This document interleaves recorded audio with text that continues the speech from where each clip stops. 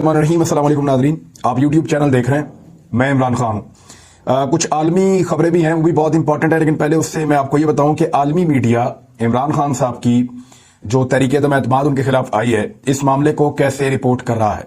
दुनिया के हर खित्ते का मीडिया अपने तरीके से रिपोर्ट कर रहा है। अमेरिका और मगरब का मीडिया जो है वो इसको रिपोर्ट कर रहा है जैसे एक नॉर्मल पॉलिटिकल एक्टिविटी हो रही है, लेकिन वो नेगेटिव पोर्ट्रे कर रहे हैं और ये बता रहे हैं कि अपोजिशन ने बड़ा तगड़ा हाथ मारा इमरान खान साहब पे और वो बिल्कुल एज पर आकर खड़े हैं और किसी वक्त भी उनकी हुकूमत गिर सकती है। यानी आलमी मीडिया ये तासुर दे रहा है, जिसमें आप अमेरिकन मीडिया और यूरोपीय मीडिया कह सकते हैं कि इमरान खान साहब के बचने के इम्कानात कम है। इंडियन मीडिया हैरत अंगेज तौर पर इसके अंदर बहुत ज्यादा कूदा है और इंडियन मीडिया जो इसके अंदर साथ दे रहा है वो अपोजिशन का दे रहा है। मिसाल के तौर पे बहुत सारी मेरे पास यहाँ पे खबरें मौजूद हैं इंडियन मीडिया के हवाले से। एनडीटीवी इसको कैसे लिखता है? एनडीटीवी लिखता है कि Pakistan prime minister Imran Khan facing no confidence vote turns to insult threats. ये रिपोर्ट है जो इंडियन मीडिया ने एनडीटीवी ने लिखा है कि इमरान खान साहब क्योंकि नो कॉन्फिडेंस को फेस कर रहे हैं और बेइज्जती शुरू कर दी है, धमकियां देना शुरू कर दी हैं। Imran Khan in his address also threatened that a sea of Pakistan Tehreek-e-Insaf workers would storm Islamabad a day before voting on the no confidence resolution tabled by the opposition in the National Assembly against him।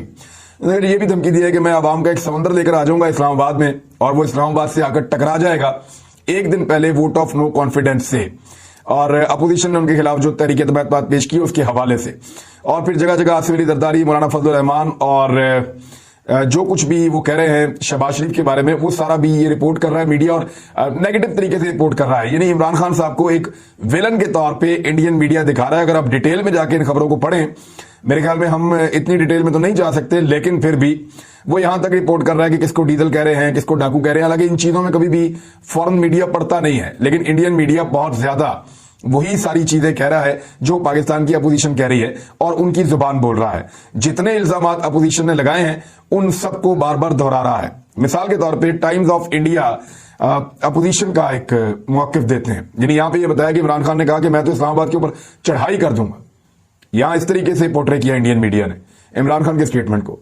अब opposition का यही statement कैसे है? Pakistan opposition to hit streets if no trust motion against Imran Khan fails. वो कहते हैं opposition जो है वो स्ट्रीट पावर का मुजाहरा करेगी, सड़कों पे आ जाएगी अगर इमरान खान के खिलाफ तहरीक-ए-तमाद नाकाम हो जाती है तो। अब मामला ये है कि वो हर हाल में पाकिस्तान में जलती पर तेल छिड़क रहे हैं।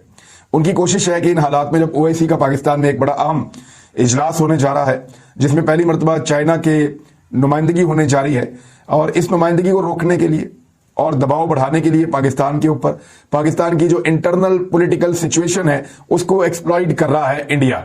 और फिर वो तमाम चीजें जो अपोजिशन चाहती है कि पाकिस्तानी मीडिया रिपोर्ट करे, और ज्यादातर चीजें पाकिस्तान के मीडिया में रिपोर्ट हो जाती हैं, तो वो सारी चीजें जो है वो रिपोर्ट कर रहा है इंडियन मीडिया। इससे पहले वो रेहाम खान को और उसकी स्टोरीज को भी बहुत उठाते रहे हैं और बार बार उठाते रहे हैं। मैंने एक चीज नोट की है कि नवाज शरीफ साहब के मुकाबले में इमरान खान साहब इंडियन मीडिया के पसंदीदा नहीं है। हालांकि इंडिया में इमरान खान साहब के बड़े अच्छे ताल्लुकात हैं, इंडिया में इमरान खान साहब की बड़ी फैन फॉलोइंग है, लेकिन इसके बावजूद इंडियन मीडिया मियां नवाज शरीफ साहब को हमेशा इमरान खान से बेहतर समझता है। और इंडियन मीडिया अपोजिशन की किसी भी पार्टी को, इवन मौलाना फजलुर रहमान साहब को भी इमरान खान साहब से बेहतर समझता है। तो ये एक प्रोपेगेंडा वॉर है जिसके अंदर हर मुल्क हर मीडिया अपना हिस्सा डाल रहा है। मिसाल के तौर पर जो हिंदुस्तान टाइम्स है वो ये लिखते हैं कि Imran Khan on the edge, कि इमरान खान बिल्कुल किनारे पर खड़े हैं, और एक बड़ी ही इमरान खान साहब की डिप्रेसिंग और मायूसी वाली तस्वीर वो लगाते हैं और लिखते हैं opposition moves no confidence motion, Imran Khan on the edge. और ये इमरान खान साहब का जाना ठहर गया, और इस किस्म की जो है वो प्रेडिक्शंस ये अपनी खबरों के अंदर लिखते हैं। फिर ये तहरीक-ए-तमाद के पेपर जो है वो भी बाकायदा शाया करते हैं।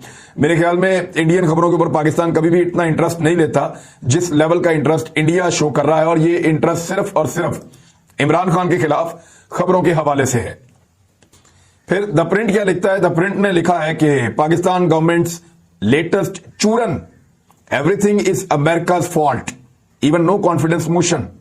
ये पाकिस्तान जो ये कह रहा है कि अमेरिका या उसके इत्तेहादी इसके पीछे है, नो कॉन्फिडेंस मोशन, क्योंकि पाकिस्तान चाइना और रशिया के साथ ताल्लुकात बना रहा है और अमेरिका चाहता है कि पाकिस्तान के सिर्फ ताल्लुकात अमेरिका के साथ हों और वो उनके मुताबिक चले। ये तो बात हम पहले दिन से कर रहे हैं और ये है भी। अब इमरान खान साहब के पास इस बारे में सबूत भी हैं और इस हवाले से उन्होंने बात तो नहीं मानी वेस्ट की, लेकिन वो आने वाले दिनों में बड़ा तगड़ा जवाब देने का इरादा रखते हैं। जो मेरे पास इंफॉर्मेशन है, इमरान खान साहब अमेरिका और उसके इत्तेहादियों को जवाब देने का इरादा रखते हैं। इससे पहले उन्होंने यूरोपीय यूनियन को भी जवाब दिया था, पब्लिकली भी दिया था, ऑफिशियली भी दिया था। अब वो अमेरिका को जवाब देंगे और कोशिश करेंगे कि आज के बाद, जब तक इमरान खान साहब पाकिस्तान में हुक्मरान हैं, बैरूनी मुदाखलत उस तरह ना हो जैसे कि माजी में होती रही है। जो आदतें गंदी उनको पड़ गई हैं, वो आदतें उनकी खत्म हो। अब ये द प्रिंट जो है वो ये कह रहा है कि ये एक चूरन है जो पाकिस्तानी बेच रहे हैं, और यही बात आपकी अपोजिशन भी कह रही है।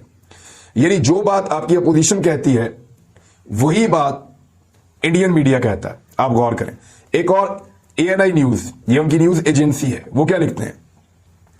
Amid looming no confidence motion cracks surface within Pakistan ruling coalition। Pakistan की जो हुकूमती इत्तेहाद है उसके अंदर क्रैक्स पड़ गए हैं, उसमें दरारें पड़ गई हैं, और दरारें उस वक्त सामने आई हैं जब नो कॉन्फिडेंस मोशन पेश की गई है। अब ये वो चीज है जो रिपोर्ट कर रहा है हुकूमत मुखालिफ मीडिया पाकिस्तान में। ये वो चीज है जो रिपोर्ट करने के लिए उकसा रहे हैं अपोजिशन वाले। इमरान खान साहब कह रहे हैं या हुकूमती पार्टी कह रही है कि हमारे दरमियान कोई दरारें नहीं है, मेरे साथ मेरे इत्तेहादी खड़े हैं। इत्तेहादी खुद स्टेटमेंट दे रहे हैं कि हम साथ खड़े हैं, लेकिन इसके बावजूद इंडियन मीडिया ये दरारें रिपोर्ट कर रहा है और वो सपोर्ट कर रहा है अपोजिशन के बयानियों को पाकिस्तान में। आप सिर्फ इतना गौर कर लें कि अगर इंडियन मीडिया पाकिस्तान में एक तबके को सपोर्ट करता है और एक तबके को नहीं करता, तो पाकिस्तान के लिए कौन सा तबका बेहतर है? इंडियन मीडिया पाकिस्तान के लिए एक नुक्ता नजर को पसंद करता है और एक नुक्ता नजर को पसंद नहीं करता, तो फिर पाकिस्तान के लिए कौन सा बेहतर है? इंडिया पाकिस्तान का भला कभी नहीं चाहेगा।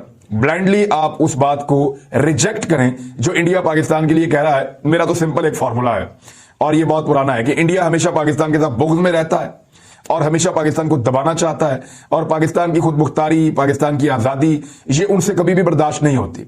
तो वो एक अफरा तफरी की कैफियत हमेशा पैदा करना चाहते हैं और उनकी खबरें इस चीज की अक्कासी कर रही है। तुर्की मीडिया ने इसको बहुत न्यूट्रली रिपोर्ट किया है, लेकिन रशियन मीडिया ने इसको इमरान खान साहब के कुछ हद तक हक में रिपोर्ट किया है। चाइनीज लोकल मीडिया ने इसको रिपोर्ट ही नहीं किया, मुझे कोई ऐसी खबरें नहीं मिली। लेकिन उनके जो कुछ जर्नलिस्ट हैं जिनके साथ छोटे मोटे हमारे राब्ते रहते हैं, उनकी हमदर्दियां इमरान खान के साथ हैं, क्योंकि उनको ये लगता है कि ये गवर्नमेंट कंटिन्यू करनी चाहिए। इसके साथ उन्होंने काफी काम किया है और इस किस्म की जो अदम इस्तेहकाम वाली सिचुएशन है पाकिस्तान के अंदर, वो चाइना और पाकिस्तान के दरमियान चलने वाले मंसूबों के ऊपर भी असरअंदाज होती है। लिहाजा वो नहीं चाहेंगे कि इस किस्म की सिचुएशन पाकिस्तान में पैदा हो, और इमरान खान के साथ उनका एक ताल्लुक बना है और इमरान खान ने वो स्टैंड लिया है जो माजी के हुक्मरान अमेरिका या मगरबी ममालिक के खिलाफ नहीं ले पाए थे। अब आ जाए कुछ बैनुल-अक़वामी मजीद खबरों की जानिब।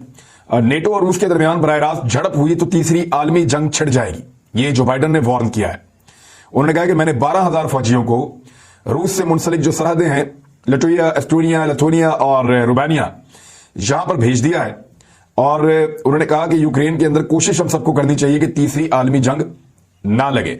G7 ममालिक ने रूस के लिए पसंदीदा मुल्क का दर्जा खत्म करने का फैसला किया है, और उन्होंने कहा कि हम यूक्रेन को अपने हथियार देते रहेंगे, उनकी मदद करते रहेंगे। जबकि रूस ने एक और बात की है। रूस ने कहा है कि यूक्रेन में जो मगरबी हथियारों की सप्लाई हो रही है उसको हम निशाना बना सकते हैं, और ये अगर निशाना बनाता है रूस, तो फिर ये नेटो और रूस के दरमियान बराह रास्त तसादुम हो जाएगा। इसी मामले के ऊपर जो बाइडन ने धमकी दी है कि अगर ये तसादुम होता है तो फिर तीसरी आलमी जंग लग सकती है। अब ये AFP ने इस खबर को जारी किया है, ये फ्रांसीसी न्यूज एजेंसी है। उनके मुताबिक रूसी डिप्टी वजीर खारजा ने कहा है कि यूक्रेन में हथियार भेजना ना सिर्फ एक खतरनाक चाल है, बल्कि इसकी वजह से रूसी फौज निशाना बन सकती है। लिहाजा हम उन हथियारों को और उनकी सप्लाई करने वालों को या उनकी सप्लाई को हम निशाना बना सकते हैं, और इस मामले को हम बहुत संजीदगी से ले रहे हैं। पुतिन को एक बहुत बड़ी मदद मिल गई है इस लड़ाई के लिए, और उन्होंने ये ऐलान कर दिया कि वो इस मदद को हासिल करेंगे। मशरिक़ वस्ता में रूस के बहुत सारे इत्तेहादी जंगजू मौजूद हैं, यानी मशरिक़ वस्ता से वो उनको लेकर आएंगे और लाकर उनको लड़ाएंगे यूक्रेन में। रॉयटर्स ने यह खबर दी है, और उनके मुताबिक रूसी सलामती कौंसिल के इजलास में रूसी वजीर दिफा सरगई शोइगु ने कहा है कि मशरिक़ वस्ता में 16,000 रजाकार मशरकी यूक्रेन से अलहदा होने वाले इलाके डोंबास में रूसी हमायत याफ्ता अफवाज के साथ मिलकर लड़ने के लिए तैयार हैं यूक्रेन के खिलाफ। रूसी सदर पुतिन ने इस बारे में कहा कि अगर आप उन्हें देखें जो अपनी मर्जी से बगैर किसी लालच के डोंबास के शहरियों की मदद के लिए तैयार हैं, तो हमें भी उन्हें वो कुछ देना चाहिए जो वो चाहते हैं। اور متنازع علاقوں تک پہنچنے کے لیے ان کی مدد کرنی چاہیے. یہ جو مشرق وسطیٰ کے فائٹرز ہیں یہ بہت ٹرینڈ فائٹرز ہیں. یہ عالمی قوتوں کے ساتھ لڑ چکے ہیں اور بہت طاقتور ہیں. ان میں روس کے حمایتی بہت بڑی تعداد میں ہے. اگر ان 16,000 حمایتیوں کو روس وہاں سے لے کر آ جاتا ہے تو وہ اس کو ایک ایسی لڑائی بنا دے گا یوکرین کے اندر کہ جس کا اختتام یوکرین کے لیے ایک ڈراؤنا خواب بن جائے گا. ان شہریوں کو وہ روس میں نہیں لے کر جا رہے, ان کو دونباس میں لے کر جا رہے ہیں, اور یہ وہاں پہ جو مقامی شہری ہیں جو روسی حمایت یافتہ افواج ہیں ان کے ساتھ وہ مل کر یوکرین کے خلاف لڑیں گے. اور یہ ایک بڑی خوفناک صورتحال بن سکتی ہے یوکرین کے لیے. امریکہ نے کہا کہ روس یوکرین کے اوپر کیمیائی ہتھیاروں سے حملہ کر سکتا ہے, جبکہ روس نے اس کے اوپر ایک اور الزام لگایا کہ امریکہ نے کیمیائی لیبارٹریاں بنائی ہوئی ہیں یوکرین کے اندر. یعنی اب یہ دونوں نے الزام ایک دوسرے پہ لگا دیا ہے, لیکن کیمیائی ہتھیار اگر استعمال ہوئے تو وہ تو یوکرین کے شہریوں کے خلاف ہوں گے, یا یوکرین کے اندر استعمال ہوں گے, یا یوکرین کی فوج کے خلاف استعمال ہوں گے. اور ان ہتھیاروں کے استعمال کے اوپر قطعی طور پر عالمی سطح پر پابندی ہے. یعنی اب روس یہ کہہ رہا ہے کہ وہاں پہ امریکہ نے لیبارٹریاں بنائی ہوئی ہیں کیمیائی, اور وہ وہاں پہ اگر کوئی ایکسپلوژن کرتے ہیں تو الزام روس کے اوپر لگا سکتے ہیں. ادھر امریکہ کر رہا ہے کہ روس جو ہے وہ کیمیائی ہتھیاروں کے ساتھ یوکرین کے اوپر اٹیک کر سکتا ہے. دونوں نے ایک دوسرے کے اوپر الزام ڈال دیا ہے, لیکن ان دونوں میں سے کوئی بھی یہ حملہ کر سکتا ہے. امریکہ کر کے رشیا پہ ایلیگیشن لگا سکتا ہے, رشیا کر کے امریکہ پہ الزام لگا سکتا ہے کہ انہوں نے لیبارٹریاں بنائی تھی, وہاں پہ یہ ایکسپلوژن ہوا ہے. لیکن جو بھی ہے یہ بہت خطرناک ہے, اور کیمیائی ہتھیار عالمی سطح پر ان کا استعمال منع ہے, ان کو استعمال نہیں کیا جا سکتا. اور اسی دوران میں امریکہ نے, جو امریکہ کے خفیہ ادارے ہیں, انہوں نے ایک وارننگ جاری کی ہے کہ یوکرین کے لیے آنے والے دن انتہائی خطرناک ہو سکتے ہیں, اور یہ بہت مشکل ہو جائے گا وہاں کے شہریوں کے لیے اور حکومت کے لیے, کیونکہ صدر پیوٹن زیادہ اور بھرپور طاقت کا استعمال کرنے والے ہیں. ادھر سعودی عرب سے ایک بہت بڑی خبر ہے. انہوں نے ایک دن میں 81 مجرموں کے سر قلم کر دیے ہیں, 81, اور یہ بہت بڑا واقعہ ہے, یہ چھوٹا واقعہ نہیں ہے. سعودی عرب کی وزارت خارجہ نے ہفتے کے روز داعش اور القاعدہ کے لیے کام کرنے والے کارکنان, قتل اور عصمت دری جیسے جرائم میں ملوث 81 مجرموں کے سر قلم کرنے کا اعلان کیا ہے. وزارت داخلہ کے مطابق جن افراد کے سر قلم کیے گئے ہیں ان میں سعودی شہری ہیں اور غیر ملکی شہری بھی شامل ہیں. ان میں زیادہ تر یمنی لوگ ہیں. یعنی یہ وہ لوگ ہیں جن سے سعودی عرب کو لگتا ہے کہ وہ یہاں پہ جاسوسی کر رہے تھے یا سعودی عرب کے اندر کوئی خطرات پیدا کر رہے تھے. حوثی, کیونکہ حوثی باغیوں کے ساتھ یمن میں ایک لڑائی چل رہی ہے سعودی عرب کی, اور حوثیوں کو جو سپورٹ ہے وہ ایران کی ہے اور دیگر کچھ اور ایلیمنٹس ہیں ان کی ہے. ادھر سعودی عرب نے اپنی ایک کولیشن بنائی ہوئی ہے اور وہ حوثیوں کے خلاف لڑائی کر رہے ہیں. تو یہ جو یمنی ہیں جو موجود تھے سعودی عرب کے اندر, ان کو ڈسکریج کرتا ہے سعودی عرب. اب یہاں کوئی ریویو تو ہونا نہیں, کوئی سپریم کورٹ اس طرح کا تو ہے نہیں جہاں پہ اپیلیں جائیں اور چیزیں پتہ چلیں, یا کوئی لوگ سعودی عرب میں اپیل کر سکے یا انصاف کے لیے آواز اٹھا سکے. سعودی عرب میں جو ہے وہ بادشاہت ہے اور وہ اپنے طریقے سے کام کرتے ہیں جو ان کو ٹھیک لگتا ہے. جو بھی چیز ان کو اپنے لیے خطرناک لگتی ہے وہ سر قلم کر دیتے ہیں, وہ اس کو جڑ سے اکھاڑ دیتے ہیں اور وہ اس کے اوپر سوال اٹھانے کی اجازت نہیں دیتے. اب چاہے انہوں نے ٹھیک کیا یا غلط کیا یہ ایک الگ سوال ہے, لیکن انہوں نے کر ڈالا, یہ ایک بڑی خبر ہے. ان میں زیادہ تر یمنی ہیں اور انہیں عبادت گاہوں اور سرکاری اداروں کو نشانہ بنانے, سیکورٹی افسروں کے قتل, بارودی سرنگیں نصب کرنے, اغوا کرنے, تشدد کرنے, عصمت دری کرنے اور مسلح ڈکیتیوں جیسے جرائم میں سزائے موت سنائی گئی تھی. سعودی عرب میں سزائے موت کے مجرموں کے سر قلم کر دیے جاتے ہیں. ان مجرموں نے ملک کو غیر مستحکم کرنے, تنازعات اور انتشار پھیلانے کے ساتھ ساتھ دہشت گرد تنظیموں داعش اور القاعدہ اور ایران کے حمایت یافتہ یمن کے حوثی گروپ, جیسا کہ میں نے کو پہلے بتایا تھا, اور دیگر دہشت گرد تنظیموں کی اسکیموں پر عمل درآمد کے مقصد سے مملکت میں ہتھیاروں کو اسمگل کیا تھا. یعنی جو ہتھیار لے کر آیا, جس کے پاس کوئی ہتھیار ملا اس کا بھی سر قلم کر دیا اور مملکت کے خلاف کارروائیوں میں حصہ لیا تھا. وزارت خارجہ نے کہا کہ مجرموں کو متعلقہ عدالت میں مقدمات چلانے کے بعد سزا سنائی گئی ہے. اب یہ ہے وہ سخت ترین سزا جو سعودی عرب نے دی ہے اپنے خلاف اٹھنے والی ہر آواز کو.